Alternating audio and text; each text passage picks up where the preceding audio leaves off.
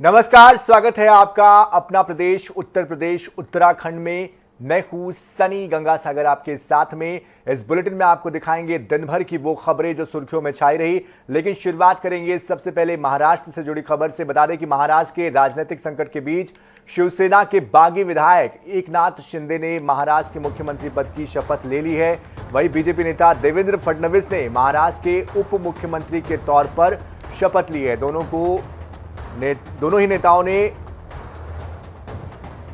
मुख्यमंत्री योगी ने भी दोनों नेताओं के शपथ ग्रहण के बाद ट्वीट करते हुए दोनों नेताओं को बधाई दी है। और सीएम योगी ने ट्वीट करते हुए लिखा है कि एकनाथ शिंदे को महाराष्ट्र के मुख्यमंत्री पद की शपथ लेने पर हार्दिक बधाई।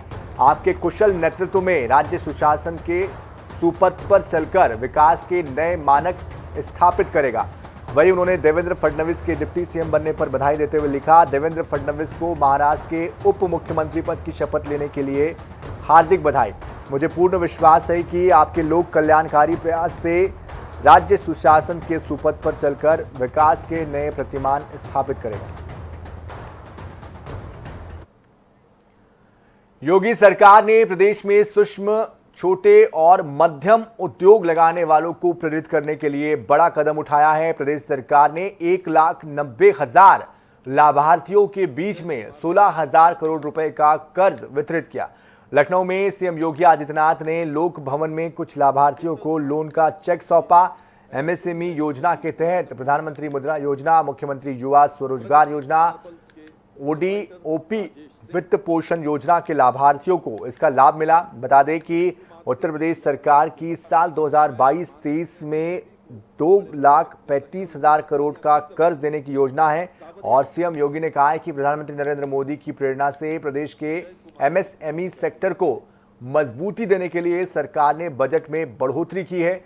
उन्होंने कहा कि देश के हर राज्य में एमएसएमई सेक्टर का विस्तार करने पर बल दिया जा रहा है, जिससे कि बड़ी संख्या में लोग अपना बिजनेस शुरू करने के साथ ही लोगों को रोजगार दे सकेंगे। रायबरेली उदयपुर में कन्हैया लाल की हत्या का मामला लगातार बढ़ता ही जा रहा है। सिर्फ राजस्थान ही नहीं बल्कि पूरे देश में इस घटना को लेकर आक्रोश है और अलग अलग जिलों में प्रदर्शन भी किया जा रहा है। इसी क्रम में रायबरेली में बीजेपी कार्यकर्ताओं ने प्रदर्शन कर राजस्थान सरकार से जल्द फास्ट ट्रैक अदालत में आरोपी पर केस चलाकर सजा दिलवाने की मांग की है। प्रदर्शन के दौरान कांग्रेस कार्यालय के सामने बीजेपी समर्थकों ने कांग्रेस अध्यक्षा सोनिया गांधी का पुतला दहन करने की कोशिश की। इस दौरान बीजेपी और कांग्रेस के समर्थकों के बीच तीखी नोकझोंक भी हुई। मौके पर भारी संख्या में मौजूद पुलिस के बीच बचाव को लेकर दोनों पक्षों के बीच तकरार होती हुई दिखाई दी।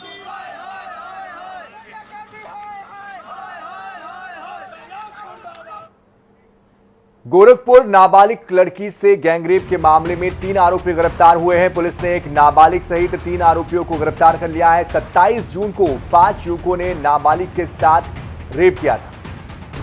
तो गैंगरेप का ये मामला है और इस मामले से जुड़ी ये बड़ी खबर आपको बता रहे हैं। 27 जून की घटना है। नाबालिग लड़की के साथ गैंगरेप के मामले में 3 आरोपियों की गिरफ्तारी हुई है।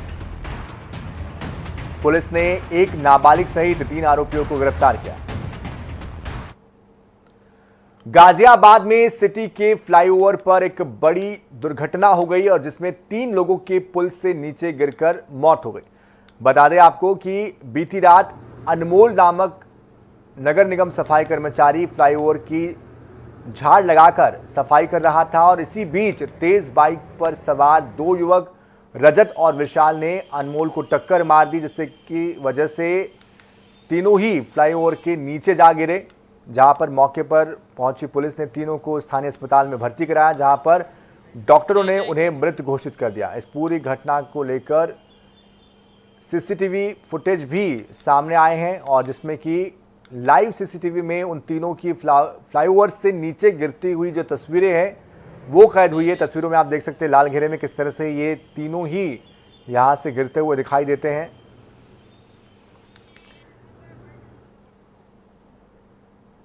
कल रात्रि 1:30 बजे के करीब थाना क्षेत्र कोतवाली को सूचना मिली कि एमएमजी अस्पताल के सामने जो फ्लाईओवर है वहां पर एक बाइक पे 2 सवार लड़के थे जो कि तेज गति से जा रहे थे। उनकी भिड़ंत एक वहाँ पर सफाई कर्मचारी से हुई जो कि वहाँ पर झाड़ू लगा रहे थे। ये तीनों लोग ही पुल से नीचे गिर गए और इन तीनों को तुरंत ही पुलिस एमएमजी अस्पताल उपचार हेतु लेकर गई, जहाँ पे उपचार के दौरान इनकी मृत्यु हो गई है। इनकी शिनाख्त रजत और विशाल के नाम से हुई है, जो कि बाइक सवार थे, और जो सफाई कर्मचारी थे उनका नाम अनमोल बताया गया। इनके परिवारजनों को सूचना दे दी गई है। मिर्जापुर में श्री जगन्नाथ स्वामी की शोभा यात्रा हर्षोल्लास के साथ मनाई जाती है और इस शोभा यात्रा में हजारों लोग भी शामिल होते हैं, जिसे कि पूरे शहर में भ्रमण कराया जाता है। इस विशाल शोभा यात्रा में पर्याप्त सुरक्षा बल तैनात किया जाएगा, जिसको लेकर मिर्जापुर पुलिस अधीक्षक अजय कुमार के नेतृत्व में पूरे शहर में पुलिस ने रूट मार्च निकाला। इस दौरान पुलिस अधीक्षक ने शोभा यात्रा में आने वाली दिक्कतों के निस्तारण के लिए विभागीय अधिकारियों को निर्देश दिए।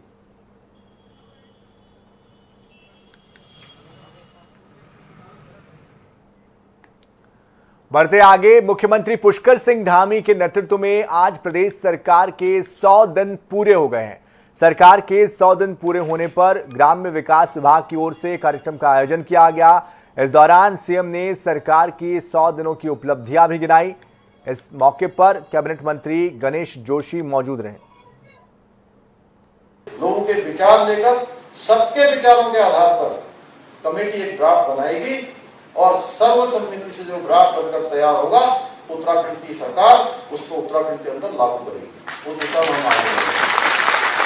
तो भाइयों बहनों, हमने चुनाव से पहले कहा कि उत्तराखंड देवभूमि है।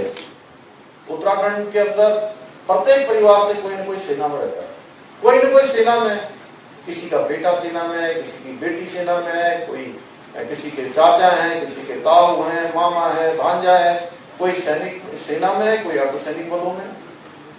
दो अंतर्राष्ट्रीय सीमाएं हमारे राज्य से लगी हुई हैं। हम हमेशा न्याय की बात करते हैं, तो हमने कहा है कि हम ये कानून लागू करेंगे और उत्तराखंड की देवतुल्य जनता के जनादेश के अनुरूप जो उन्होंने हमको इस बार प्रचंड बहुमत दिया, इस बार उन्होंने एक मिथक तोड़ने का काम किया, उत्तराखंड की जनता ने एक इतिहास बनाने का काम किया। सभी विभागों से कहा है कि 2025 आने तक 3 सालों में, अगले 3 साल में मानता हूं, क्योंकि 1 महीना 2 महीना बरसात का समय है, अगले 3 महीनों में सभी विभाग अपने अपने विभागों का एक रोड मैप बनाने का काम करें और उस रोड मैप के आधार पर कि बेस्ट प्रैक्टिस क्या हो सकती है, सबसे अच्छा क्या हो सकता है। हम जब दूसरे प्रदेशों में जाएं तो वहां हम कहें कि हमारे यहाँ पर जैसा अभी हमारे कृषि मंत्री जी जोशी जी कह रहे थे कि फलों के क्षेत्र में काम हो रहा है, कीवी मिशन में काम हो रहा है, उद्यान के क्षेत्र में काम हो रहा है, अनेकों क्षेत्रों में मैं सभी विभागों से, अपने माननीय मंत्रीगण हमारे सभी कामों पर लगे हुए हैं। मैं उनसे भी अनुरोध कर रहा हूँ कि अपने अपने विभागों में हम उनसे किस प्रकार की अपेक्षा हमारे उत्तराखंड की जनता चाहती है। बुलेटिन में भी वक्त हुआ एक छोटे से ब्रेक का। बन रहे हमारे साथ।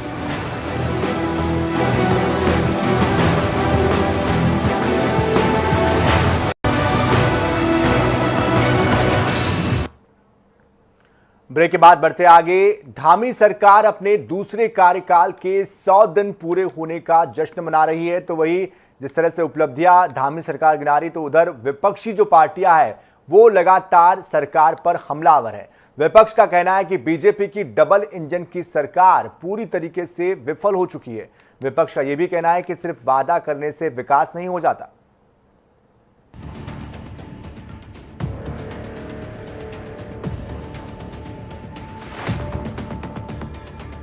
धामी सरकार ने अपने दूसरे कार्यकाल के 100 दिन पूरे कर लिए हैं। इन 100 दिनों में कई योजनाओं की शुरुआत हुई, साथ ही प्रदेश में होने वाले विकास कार्यों में भी तेजी आई। जहां एक ओर धामी सरकार ने इन 100 दिनों के कार्यकाल को ऐतिहासिक बता रही है, वहीं मुख्य विपक्षी दल लगातार सरकार पर हमला बोलती नजर आई। कांग्रेस के प्रदेश अध्यक्ष करण मोहरा का कहना है कि इन 100 दिनों में बीजेपी की डबल इंजन सरकार पूरी तरीके से फेल नजर आई। उन्होंने कहा, सिर्फ वादे और घोषणाओं से राज्य का विकास नहीं होता। शून्य है। आंगनबाड़ी महिला जितनी हमारी वो सब आज अपनी मांगों को लेकर सड़कों में है। कोविड में जिन लोगों ने अपने प्राणों की आहुति देने से डर के बिना काम किया, जो हमारे कोरोना वॉरियर्स की जिनको उपाधि दी, हमारे पैरामेडिकल के बच्चे, वो बाहर घूम रहे हैं, उनके पास लाठीचार्ज आपने देखा है। चारधाम यात्रा की असफलता आपने देखी है, जो आंकड़ा 100 कुछ का रहता था 6 माह में, वो 50 दिन में 200 से ऊपर चले गया है। वित्तीय हालत बुरी है। आपका जीएसटी का जो घाटा है 5,000 करोड़ का, वो अभी तक पूरा नहीं हुआ। डबल इंजन पूरी तरीके से फेल है। केंद्र सरकार इनको मदद नहीं कर रही। विपक्ष लगातार सरकार को घेरने की कोशिश कर रहा है। जहां एक ओर सरकार अपने कार्यकाल की उपलब्धियां गिना रही है, वहीं विपक्ष सरकार को उनकी नाकामियों और असफलताओं से रूबरू करा रहा है। अब देखते ना, हर सरकार का एक रोड मैप, एक विजन दृष्टि होती है 5 साल के लिए, और ये 100 दिन जो हैं वो उस जो लक्ष्य है, जो दृष्टि है, जो संकल्प है, उसकी छाप छोड़ती है। ये 100 दिन छाप छोड़ेंगे, लेकिन कहीं नहीं दिखाई दे रहा है कि जो प्रचंड बहुमत की सरकार है वह कहीं पर भी उस विजन को धरातल पर उतार पाई हो। आज सबसे बड़ा मुद्दा बेरोजगारी का है, सबसे बड़ा मुद्दा। विपक्ष लगातार प्रदेश सरकार पर हमला कर रहा है, चाहे वो चारधाम यात्रा में अव्यवस्थाओं का विषय हो या फिर श्रद्धालुओं और जानवरों की मौत का मुद्दा हो। कांग्रेस पार्टी के नेता लगातार सरकार के खिलाफ विरोध प्रदर्शन कर रहे हैं। जहां प्रदेश सरकार 100 दिन के विकास कार्यों का बखान करता दिख रहा है, वहीं विपक्ष भी भ्रष्टाचार समेत कई मुद्दों पर सरकार को जमकर घेरता दिखा। जनता टीवी के लिए देहरादून से नवीन शुक्ला की रिपोर्ट। बागेश्वर और कपकोट में अंग्रेजी शराब के कारोबारियों और बार संचालकों की तरफ से की जा रही ओवर रेटिंग और शराब तस्करी की शिकायत पर आबकारी विभाग बागेश्वर और पुलिस ने छापेमार कार्रवाई की है। छापेमारी में कपकोट और बागेश्वर के 2 युवकों को शराब की भारी मात्रा के साथ अद्दे पौवे के साथ तस्करी करते हुए उनको दबोचा गया है। वहीं आबकारी अधिकारी मीनाक्षी टमटा का यह कहना है कि शराब कारोबारियों और बार संचालकों को नियम के तहत शराब बेचने के निर्देश जारी किए गए।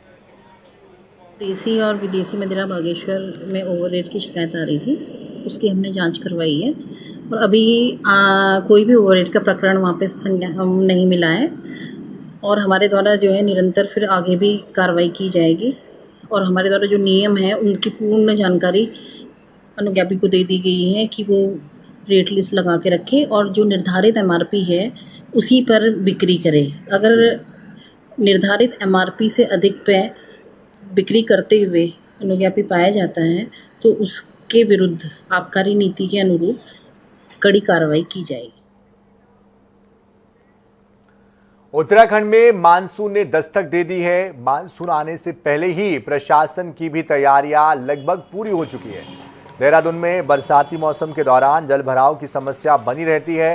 राजधानी देहरादून के कई इलाकों में जलभराव की स्थिति बन जाती है। ऐसे में स्थानीय लोगों को भी खासी दिक्कतों का सामना करना पड़ता है। जो स्ट्रेचेस हैं वो हमेशा सेंसिटिव रहते हैं, तो वहाँ पे नालियों की साफ सफाई हम लोगों ने करवा दी। आज मैंने फोटोज़ वगैरह भी मंगवाए इरिगेशन विभाग से इस बात की पुष्टि करने के लिए कि वाकई में वहाँ पे जो चोक पॉइंट्स हैं उनको साफ कर दिया गया है या नहीं। और बाकी एक आध जगहों पे भी मलबा जहाँ पे इकट्ठा वगैरह है, तो आज शासन की मीटिंग थी, हम शासन लोगों ने अवगत भी कराया है। रुड़की कोतवाली पुलिस ने 6 साल की बच्ची और उसकी मां के साथ दुराचार की घटना को अंजाम देने वाले 5 आरोपियों को मुजफ्फरनगर और सहारनपुर से गिरफ्तार किया है। उनके पास से पुलिस को एक ऑल्टो कार, 2 बाइक बरामद हुई है। बता दें कि बीते 24 जून की देर रात कलियर निवासी एक महिला और उसके 6 साल की बच्ची के साथ 5 लोगों ने सामूहिक दुष्कर्म की वारदात को अंजाम दिया था, जिसके बाद आसपास के लोगों की मदद से महिला और उसकी बच्ची को सिविल हॉस्पिटल में पहुंचाया गया, जहां उनका उपचार जारी है। वहीं पुलिस ने सीसीटीवी फुटेज के आधार पर पुलिस आरोपियों तक पहुंची है। पुलिस की 4 टीमें लगातार आरोपियों की धरपकड़ में लगाई गई थी। उत्तराखंड में मौसम विभाग की तरफ से 5 दिनों तक प्रदेश में बारिश का अनुमान लगाया गया है। रुद्रप्रयाग में देर रात से हो रही भारी बारिश के चलते दोनों राष्ट्रीय राजमार्ग बाधित हो चुके हैं। यातायात पूरी तरीके से बाधित हो चुका है। सभी तीर्थयात्री और आम आदमी जगह जगह पर आम लोग फंसे हुए हैं। कई स्थानों पर आने जाने में दिक्कतों का सामना करना पड़ रहा है। जो यहाँ का रास्ता है वो बाधित हो चुका है। जिला मुख्यालय से संपर्क कई इलाकों का कर चुका है। घाटों की बात की जाए तो रुद्रप्रयाग के संगम से लेकर अलकनंदा और मंदाकिनी नदी के किनारे बनाए गए सभी घाट जलमग्न हो गए।